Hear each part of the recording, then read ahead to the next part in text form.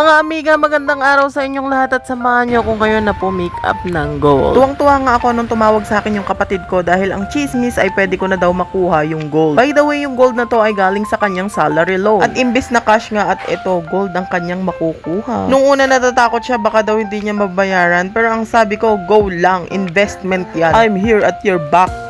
Pero sa totoo lang, yun talaga ang goal naming magkapatid ngayong taon is mag-ipon talaga ng gold. Hindi man namin kayang bumili ng napakalalaki or sobrang bibigat, magsisimula kami sa maliit. Kasi to be honest, nung bumili kami nung nakaraan ng gold, tapos biglang nagtaas, Mariose. Naisip namin dalawa na ito na lang talaga ang gawing investment kasi biglang tumataas at hindi bumababa kailanman.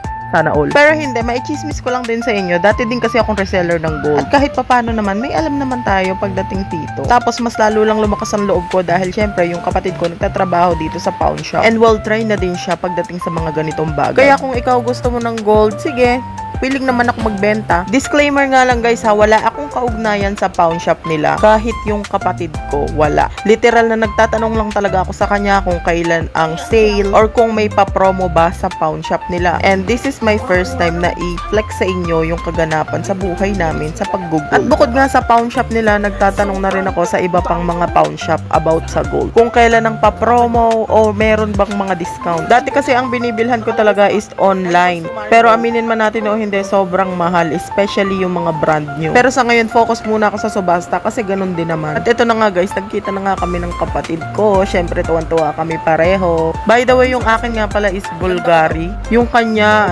serpentine. Hindi ko alam kung ano exactly yung tawag sa kanya. Tapos kumuha din siya ng bracelet. For the support talaga ako sa kanya pagdating sa mga gold dahil alam ko natataas pa. At possible baka nga next month tumaas na naman. Dahil last year, ang bili ko lang dito sa aking gold is nasa 3.7 or 3.8. Pero ngayon nawindang ako, nasa 4.7 na siya. So possible na magiging 5,000 pataas ang kanyang per gram. So napakasaswerte ng mga mahihilig sa alahas dyan na talagang nag-iipon ng alahas dahil alam kung may patutunguhan yung mga investment nyo. At ang kagandahan nun, in case of emergency, meron kayong matatakbuhan. So hanggang dito na lang at maraming salamat. Sana nagustuhan nyo ang aking mini vlog for today's video. By the way, maraming salamat nga pala kay Kuya Angkas Driver na talagang nag-intay siya sa akin. Sobrang thank you po. Nakalimutan ko kasi yung pangalan eh. Power sa inyo mga boss. Maraming salamat. God bless. Paki-follow na lang po.